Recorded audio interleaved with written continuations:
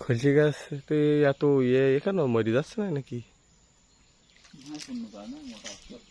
পুরোনো গাছ না?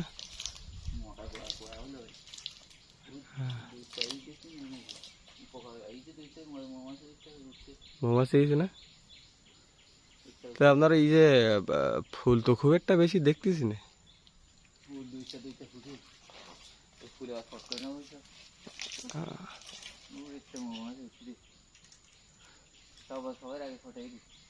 হ্যাঁ হ্যাঁ, সব এর মধুগুলো তো সাদাই না ভাই?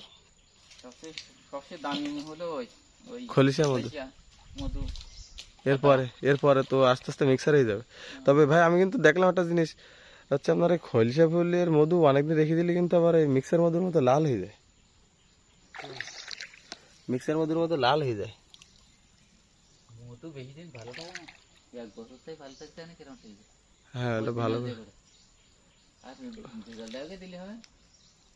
ভেজাল মধু বহুত দিন ভালো থাকে, কিন্তু পিওর মধু বেশি দিন ভালো থাকে না।